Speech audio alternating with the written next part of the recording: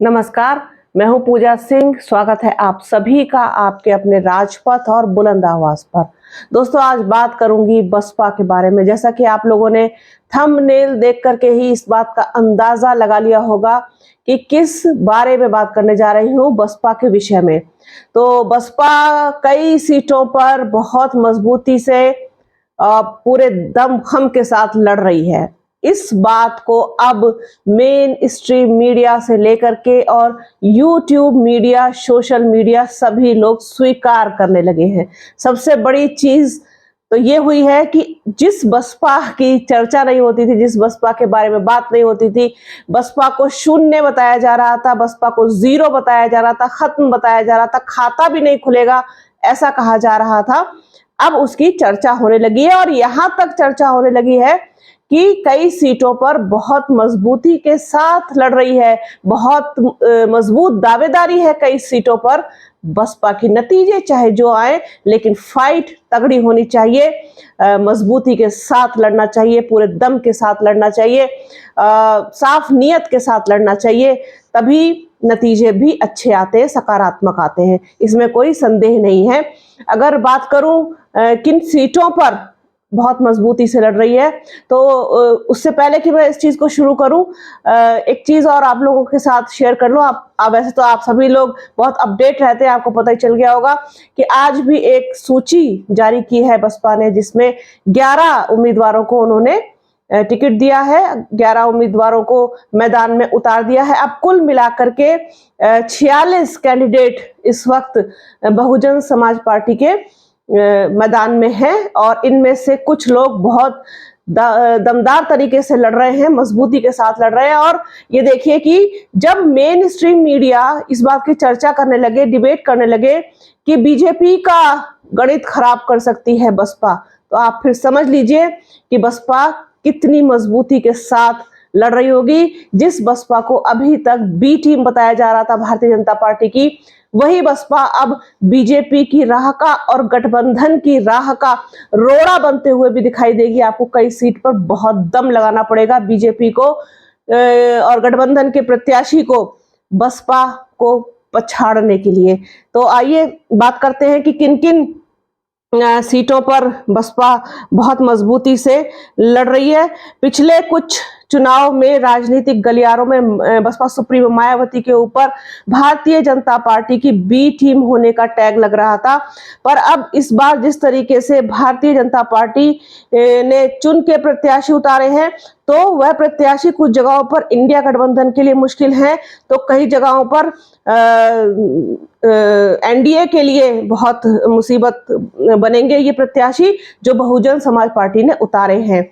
हालांकि चुन चुनकर सभी उतारते हैं, चाहे वो बीजेपी हो या इंडिया गठबंधन हो। आपने देखा होगा कि कैसरगंज जैसी सीट पर बीजेपी अभी तक भी प्रत्याशी घोषित नहीं कर पाई है, और गाजीपुर में भी बहुत लेट किया, बहुत सोच समझ करके प्रत्याशी उतारे हैं। तो सभी लोग इस समीकरण को देखते हुए, सामने वाले ने किस तरीके का कैंडिडेट उतारा है, इन सब चीजों को ध्यान में रखते हुए ही अपना प्रत्याशी मैदान में उतारते हैं। बहुजन समाज पार्टी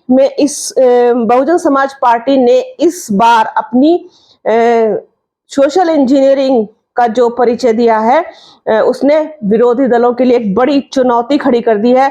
बहुजन समाज पार्टी ने अभी तक अपने प्रत्याशियों में बड़ी संख्या में ब्राह्मण, मुस्लिम और क्षत्रिय उम्मीदवारों को उतारकर 2007 जैसी सोशल इंजीनियरिंग पर मजबूत दांव लगाया है। बहुजन समाज पार्टी की यह राजनीति कुछ सीटों पर इंडिया गठबंधन के साथ साथ एनडीए के लिए भी परेशानी का सबब बन सकती है। बहुजन समाज पार्टी ने अभी तक अपनी जो 46 प्रत्याशियों की सूची जारी की है, उसमें बड़ी संख्या में सवर्ण प्रत्याशी उतारे हैं। इनमें से ब्राह्मण हैं, इसके अलावा आप देखिए कि क्षत्रिय हैं और मुस्लिम हैं। बसपा के सूत्रों की माने तो बहुजन समाज पार्टी की जो मुखिया है बसपा सुप्रीमो मायावती, उनको ऐसा लगता है कि बसपा के कैडर वोट बैंक के साथ साथ अगर ब्राह्मण और क्षत्रिय उम्मीदवारों के सहारे उनका वोट एकजुट हो जाए तो कुछ भी हो सकता है। फिर कुछ भी नामुमकिन जैसी कोई चीज फिर बचती नहीं है, क्योंकि सारा खेल ही समीकरण का है। अगर समीकरण सही बैठ गया तो फिर आप समझ लीजिए कि बसपा अच्छा खासा असर दिखा सकती है, कमाल दिखा सकती है, बहुत चौंका भी सकती है। बहुजन समाज पार्टी में ने उन्नाव में अशोक पांडे को उम्मीदवार बनाया, जहां पर बसपा बहुत मजबूती के साथ लड़ रही है। वो सीट मैं आपसे शेयर करने जा रही हूँ, जिसमें सबसे पहले है उन्नाव। यहाँ पर दलित जो वोटर है वो 24% है और ब्राह्मण 11%। अगर ऐसे में बसपा की रणनीति कामयाब हुई तो भाजपा को नुकसान हो सकता है। ऐसी अलीगढ़ में बसपा ने हितेंद्र कुमार उर्फ बंटी उपाध्याय को टिकट दिया है, जहां ब्राह्मण 15% और दलित 20% के आसपास माने जाते हैं। ऐसे में अगर दलित ब्राह्मण समीकरण प्रभावी रहा तो भाजपा के लिए दिक्कत खड़ी हो सकती है।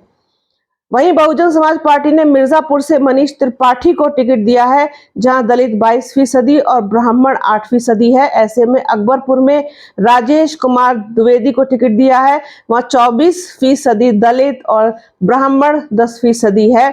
इसके बाद से भारतीय जनता पार्टी के खेमे में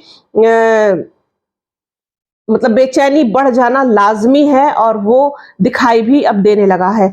बसपा ने सहारनपुर में कांग्रेस के इमरान मसूद के सामने माजिद अली को खड़ा किया है, रामपुर में सपा के मुहिबुल्ला नदवी के सामने जीशान खान को खड़ा किया है, संभल में जियाउर रहमान बर्क के सामने सौलत अली को।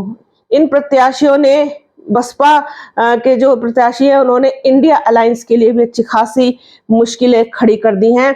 इसके साथ साथ ही आपको बताऊंगी कि पश्चिमी उत्तर प्रदेश में भी कई सीटों पर बसपा अपना प्रभाव बना रही है। सबसे पहले बात करूं बिजनौर सीट की। बिजनौर में बसपा का जो प्रत्याशी हैं चौधरी विजेंद्र सिंह, वो मजबूती के साथ लड़ रहे हैं, इसमें कोई शक नहीं है।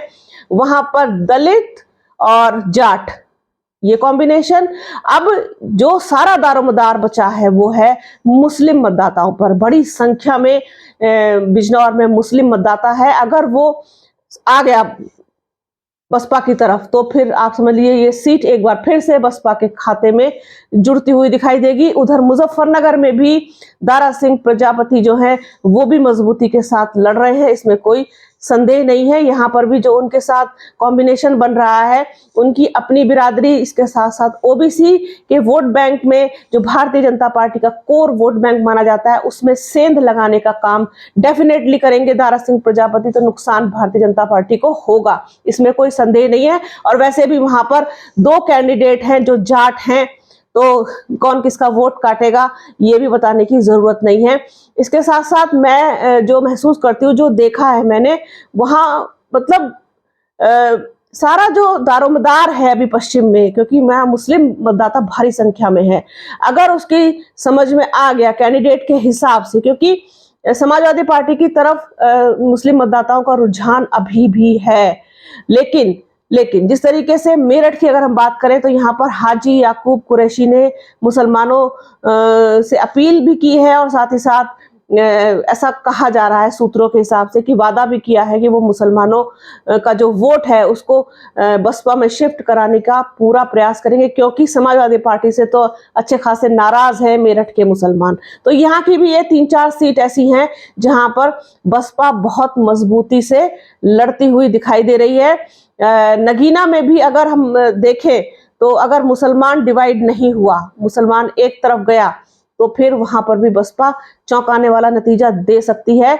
बीजेपी और जो एएसपी है उसके बीच से निकल के भी जा सकती है, कुछ भी हो सकता है, कुछ भी नहीं भी हो सकता है, दोनों ही चीजें हैं। लेकिन उम्मीद तो की जा सकती है कि नगीना सीट भी बीएसपी के खाते में आए। लेकिन मुझे जहां पर बहुत मजबूत दावेदारी दिखाई देती है बीएसपी की, वो बिजनौर है और आपका मुजफ्फरनगर है और कुछ हद तक मेरठ भी है, क्योंकि मेरठ बसपा का घर रहा है, कई बार बसपा की खाते में ये सीट गई है, इसलिए उम्मीद की जा सकती है।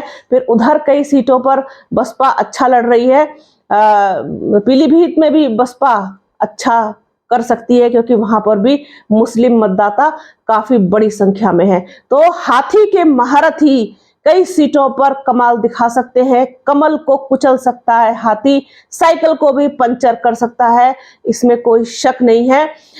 बस केवल थोड़ा सा समझ में आ जाने का खेल है और थोड़े से मेहनत कर लेने की बात है। लेकिन जिस तरीके से अब चुनावी प्रचार में बसपा सुप्रीमो मायावती और खुद आकाश आनंद उतर गए हैं, तो इस बात में भी अब कोई संदेह नहीं रह गया है कि जो मैसेज है बसपा का वो वोटर्स तक बहुत तेजी से के साथ पहुंच रहा है, सारे वर्गों तक पहुंच रहा है। दलितों के साथ साथ और मुसलमानों के साथ साथ और दूसरा जो समाज है, जहां पर जो कैंडिडेट का अपना समाज है, वो भी उनके साथ आएगा। और एक चीज और आपने नोटिस की होगी कि एक जो पिछले वाले चुनाव में, जैसे 22 का चुनाव था, 19 का भी था, हालांकि गठबंधन में लड़ी थी बसपा, लेकिन एक उदासीनता जो थी वो मुझे इस बार खत्म होती हुई दिखाई दे रही है। बसपा का वोटर उत्साहित है, खासतौर पर जो दलित मतदाता है, जो थोड़ा बहुत इस चीज को नकारा नहीं जा सकता, क्योंकि ये मैंने खुद देखा है और महसूस किया है पिछले कई चुनावों में। थोड़ा बहुत, बड़ी संख्या में नहीं कह सकते, लेकिन जो बसपा का वोट प्रतिशत घटा था उसका कारण यही था कि जो बसपा का थोड़ा सा वोटर है वो शिफ्ट हुआ था भारतीय जनता पार्टी में। लेकिन मुझे इस बार ऐसा लगता है कि उनकी भी घर वापसी होगी और वो वहां पर रुकता हुआ दिखाई देगा। इसके साथ साथ कैंडिडेट कितनी मजबूती के साथ लड़ रहा है वो समीकरण, साथ साथ जो सबसे मेजोरिटी में वोटर्स हैं, जहां पर मुसलमान बहुत ज्यादा, जैसे बिजनौर की बात करें, जैसे सहारनपुर की बात करें, जैसे मुजफ्फरनगर की बात करें, तो ये अगर बसपा के साथ आ गया तो फिर बसपा बहुत बेहतर नतीजे अकेले अपने दम पर लाने वाली अकेली पार्टी होगी, इसमें भी कोई शक नहीं है। तो ये जो समीकरण बन रहे हैं सारे, और इतनी बात हो रही है, इतनी चर्चा हो रही है, इतना सब कुछ हो रहा है, ये सिर्फ और सिर्फ इसलिए कि जो बसपा सुप्रीमो मायावती का निर्णय था अकेले लड़ने का, वो उनके लिए बहुत बहुत फायदेमंद साबित हुआ, क्योंकि उन्होंने अपने लोगों को, जो अपने लोग हैं, जो बहुजन लोग हैं, उनमें ये मैसेज देने का काम कर दिया कि हमको किसी के मतलब दया पर निर्भर नहीं रहना है कि हमको इतनी सीट मिले, हमको उतनी सीट मिले। फिर उनके समाज में जो मैसेज जाता था कि अरे ये तो गठबंधन कर लेते हैं, गठबंधन में चले जाते हैं, फिर ऐसा होता है वैसा होता है, तमाम तरीके की जो चीजें होती, जो अपनी क्रेडिबिलिटी होती है वो खत्म होती है, उसको रोकने का भी काम किया है। कहीं ना कहीं बसपा सुप्रीमो मायावती ने अकेले लड़ने का फैसला करके बहुत ही समझदारी भरा, हारे तो नो प्रॉब्लम, जीते तो बहुत बढ़िया। किसी के ऊपर ना कोई आरोप, ना आक्षेप, ना किसी तरीके का कोई ब्लेम कि किसने क्या किया, कितनी सीट नहीं दी, वो सीट नहीं दी, वो ऐसा होता, फिर कैंडिडेट अपनी मर्जी से आप नहीं उतार सकते थे। तो सारे डिसीजंस लेने के लिए आप स्वतंत्र हैं, तो इस चीज का जो बेनिफिट है, फायदा है, वो भी बसपा को मिलेगा। तो ये चीज थी, सोचा अपने दर्शकों के साथ कुछ शेयर किया जाए। एक चीज और आपको बताऊं कि हमने राजपथ का उत्तर प्रदेश जो है चैनल, उसको भी हमने बढ़ाने का सोचा है, तो आप लोग उस पर भी थोड़ा सा अपने थोड़ा समय दीजिएगा। उसका जो लिंक है वो मैं डिस्क्रिप्शन बॉक्स में डाल दूंगी, तो उसको भी प्लीज लाइक कीजिए, शेयर कीजिए, सब्सक्राइब कीजिए। वो भी राजपथ का हमारा ही चैनल है, तो उसको भी प्लीज बढ़ाने का जो है सहयोग आप लोग करें। तो बने रहिए राजपथ और बुलंद आवाज के साथ। हमारे चैनल को लाइक कीजिए, शेयर कीजिए, सब्सक्राइब कीजिए, बेल आइकन जरूर दबाइएगा। अपना और अपनों का बहुत ख्याल रखिए। जल्द मिलूंगे आपसे एक नए वीडियो में एक नए मुद्दे के साथ। तब तक के लिए जय हिंद।